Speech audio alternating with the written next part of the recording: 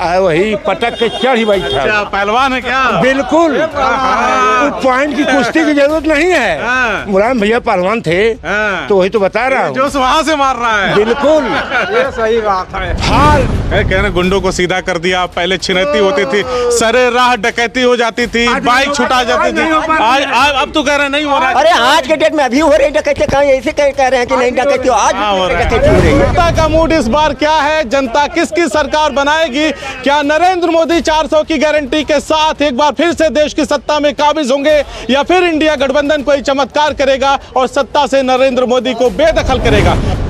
यानी अगर अखिलेश लड़ेंगे तो लड़ाई कांटे की होगी। दूसरा कोई आजमगढ़ में आया निरहुआ से भिड़ने, तरफा हो जाएगा। तो निरहुआ एक तरफा जीतेंगे। जी सर, जी सर, और कोई दूसरा नहीं है? कोई नहीं है। चलिए, एक भाजपाई गमछा लगाए हैं, नाम क्या है? जय श्री राम। नाम क्या है? बालचंद प्रजापति। बालचंद प्रजापति। जी सर। कौन आ रहा है, निरहुआ अखिलेश? ऐसा है सर, अगर हमारे यहाँ से माननीय राष्ट्रीय अध्यक्ष अखिलेश यादव चुनाव लड़ते हैं तो जरूर जीतेंगे।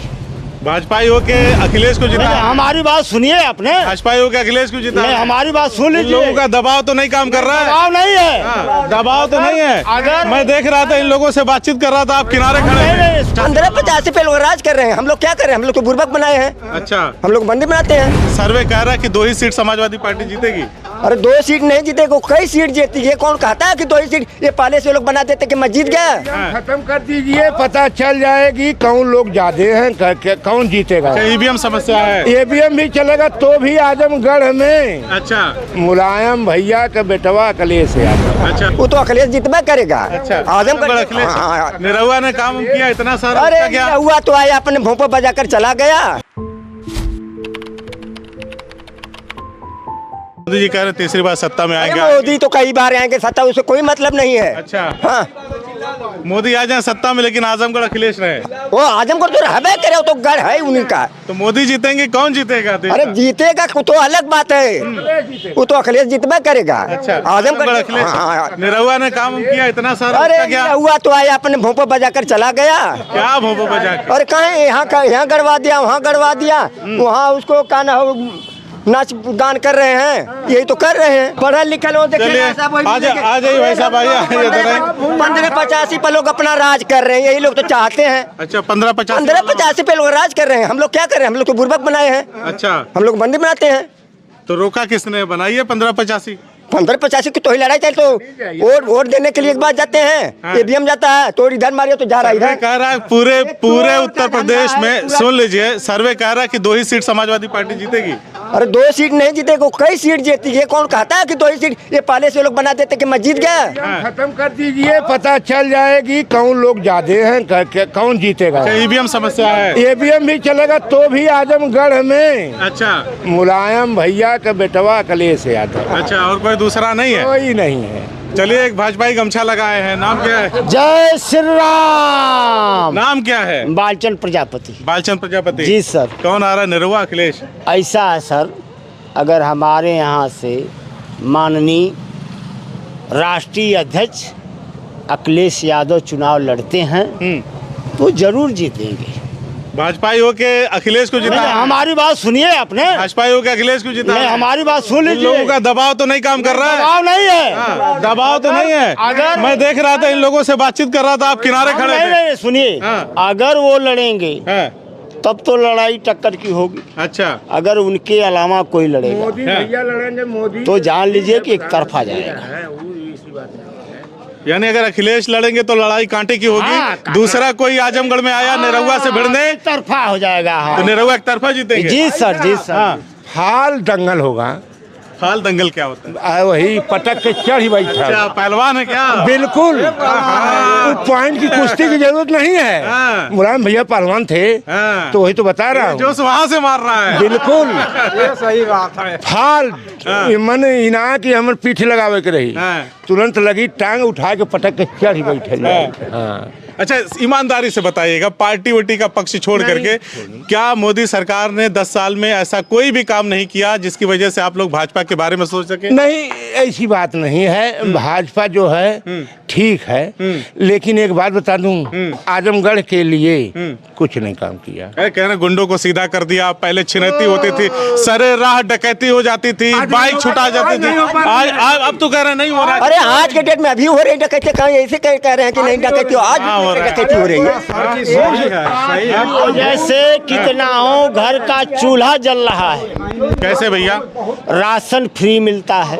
राशन फ्री मिलता है? यस, 2000 वो मिलता है किसान वाला। जी सर। अच्छा, तो भाजपा की वजह से बहुत से भाई 1030 हो गया।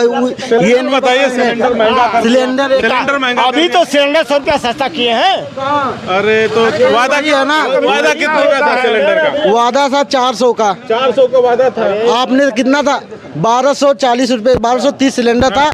ये रक्षाबंधन पे महिलाओं को 200 रुपए छूट देके, और ये कह रहे हैं कि बस छूट दिए बस। और पेट्रोल का क्या समस्या है, जनता की क्या क्या समस्या है? भाजपा तो अभी देखिए इन्होंने गिना दिया कि राशन फ्री दे रहे हैं, सबके घर का चूल्हा जल रहा है, पहले नहीं जलता था क्या? पहले अब यही बताएंगे, मैं मेरे हिसाब से देखिए नहीं लेने दिया भैया। क्या इनसे पूछना चाहता हूँ, और सरकार में राशन नहीं मिलता था? फ्री वही 10-20 जो भी था सरकारी रेट लेते थे ना।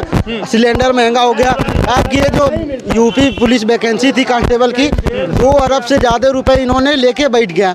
हाँ, पेपर किसने लीक करा? इनकी सरकार है, इन लोगों ने लीक करवाया। पेपर लीक होता है आपकी सरकार में, बार बार ये युवा कह रहा है, बताइए कौन जिम्मेदार है? सर ये तो जिम्मेदार लीक रद्द हो गई। एओ और एआरओ की वैकेंसियां रद्द हो गई। अच्छा। कौन कर रहा है? ये आपकी सरकार है, आप लोग ही कर रहे हैं। दूसरा तो कोई उसके बाद हाँ, बताइए। किसके सरकार में पेपर लीक नहीं हुआ है? ये भी बताइए, किसके सरकार में पेपर लीक नहीं हुआ है, किसके सरकार में चोरी डकैती? लेकिन मैं आपसे एक सवाल पूछ रहा हूँ सर। एक सेकंड रुक जाइए। मुझे आप सवाल पूछेंगे या मुझे पूछने दीजिए? मैं आपसे एक सवाल पूछ रहा हूँ। मैं आपसे क्या मैं इधर आऊँ? मैं आपसे एक सवाल पूछ रहा हूँ कि जो सरकार, आपने कहा ना कि किस सरकार में लीक नहीं होता था पेपर, तो उन्हीं सारी कमियों को गिना करके भारतीय जनता पार्टी ने कभी नहीं सिखाना है। नहीं, मैंने वो नहीं कहा, मैं ये नहीं कहा, मैंने ये कहा सर सुनिए, पकड़े जा रहे हैं, परीक्षाएं निरस्त की जा रही हैं। हर पेपर ही क्यों लीक हो जा रहा है सर? हर पेपर ही क्यों लीक हो जा रहा है? जो लोग सपा की गवर्नमेंट में बिना पेपर लिखे वो IAS और PCS बीट करते थे, आज वो वेटिंग लिस्ट में भी नहीं है। अगर वो टॉप करते तो आज वेटिंग लिस्ट में भी नहीं है। मैं ये पूछना चाह रहा हूँ आपसे, मेरा सवाल ये है कि जैसे आपने कहा कि सपा की सरकार में या दूसरी सरकारों में खूब पेपर लीक होते थे, यही ना कहा आपने कि किसकी सरकार में नहीं हुआ? तो उन्हीं कमियों की वजह से अगर जनता ने सपा सरकार या दूसरी सरकारों को हटा दिया, आपको चुना, आपकी समर्थित सरकार को चुना, तो उसके हाथ आया क्या? यहाँ तो और ज्यादा वही सब, यही सब चीजें रोकने के लिए हुई थी। नहीं, ये कट सत्य आप कह रहे हो, लेकिन इतने लोग हैं, सब हरिश्चंद्र हैं। आप ही डकैती करोगे तो यहाँ तो पुलिस खड़ी नहीं है। पुलिस के पास कोई जादू का छड़ी थोड़ा होगी जान ले कि आप ही डकैती। ये बात कह के सरकार का बचाव नहीं किया जा सकता। ये बातें बोल करके आप सरकार का बचाव नहीं कर सकते। सरकार का बचाव हम कहाँ कर रहे हैं? हम तो ये कह रहे हैं कि इतने लोगों में सबको कह दीजिए हरिश्चंद्र है, अब पीछे से आपका माइक लेके भाग जाए तो क्या करोगे आप? इसमें कितने हरिश्चंद्र हैं और कितने चोर हैं ये पता है? सरकार की जिम्मेदारी है अपराधियों पे लगाम लगाना, इस तरह के लोगों को पकड़ के। हर आदमी की मानसिकता की बात नहीं की जा सकती है। आप यहाँ आए हैं, ये गाड़ी आपकी चैनल की है या एक मिनट सुनिए कि आपकी फर्जी है या डुप्लीकेट है, क्या कर रहे हैं, इसके बारे में गहन मंथन करना होगा। ये सरकार का काम सुनिश्चित करना है कि नहीं है कि निष्पक्ष तरीके से, सुचितापूर्ण तरीके से सबका काम है। आपको जिम्मेदारी जो दी जाए, आप अपने जिम्मेदारी पर खरा उतरो। यानी सरकार का इसमें दोष नहीं है पेपर लीक में? नहीं, इसमें कोई दोष नहीं है। कोई एक मिनट मैं बता रहा हूँ, मैं बता रहा हूँ। बताइए सर, बसपा सरकार में क्यों नहीं हो गया है? बसपा सरकार में एक मिनट नहीं, बसपा सरकार में आप यह बताइए कि कोई भर्ती गड़बड़ हुई है? सपा नहीं सरकार और सपा सरकार में वहाँ से लोग भेज देते थे लिस्ट आजमगढ़ में। अच्छा। नौकरी के लिए। अच्छा। सुपाल जी की लिस्ट आती थी। अच्छा। यहाँ के बच्चे हुए नहीं हुए। बहन जी के राज में जितना भर्तियां हुई सब 1 नंबर की हुई। अच्छा। हुई कि नहीं हुई आप बताइए हमसे। आप पूछ रहे हैं ना, तो थे, देखिए इसमें कोई दो राय नहीं, इसमें कोई दो राय नहीं, इसमें कोई दो राय नहीं कि कानून व्यवस्था के मामले में बसपा का आज भी लोग नाम लेते हैं। नहीं, मैं भूमियार हूँ,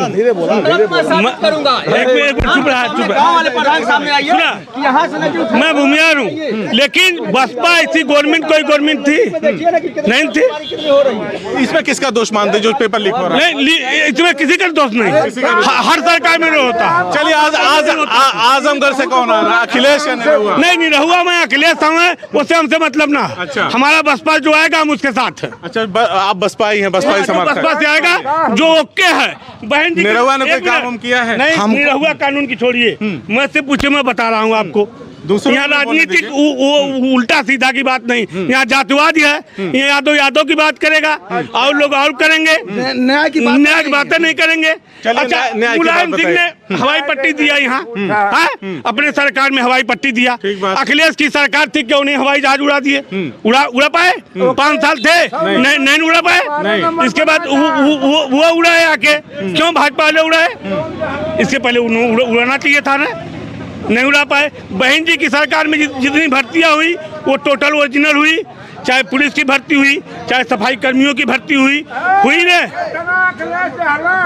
देश में किसकी सरकार आ रही है? अब बीजेपी की सरकार 400 प्लस 400 प्लस। हाँ, लेकिन वो अंतरकलह चल रहा है, लोग ईवीएम के भरोसे अंतरकलह इसलिए चलता है कि आप का थोड़ा सा जनाधार है, हमने आपको बुला लिया, ठीक, और वोट सबको चाहिए, कोई साफ नहीं है, और जिसकी जांच हो रही है वो घबरा रहा है, इधर उधर जा रहा है, कौन ये बता दे। चलिए भैया, हम लोग हैं मोतीगंज बाजार में, आजमगढ़ जिला है, और मैंने अपने पिछले वीडियो में कहा कि एक वो नेता थे जिन्होंने कहा कि तुम मुझे खून दो, मैं तुम्हें आज़ादी दूंगा।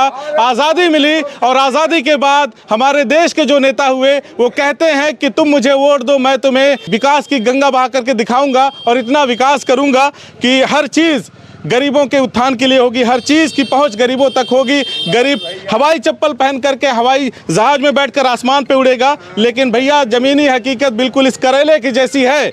महंगाई इतनी ज़्यादा है कि लोग परेशान हैं, महंगाई इतनी ज़्यादा है कि लोग परेशान हैं, सब्जियों के दाम आसमान पे छू रहे हैं। और इन्हीं सब बातों को समझते हुए, जानते हुए हम लोग गांव-गांव घूम रहे हैं और जानने समझने का प्रयास कर रहे हैं कि जनता का मूड इस बार क्या है, जनता किसकी सरकार बनाएगी।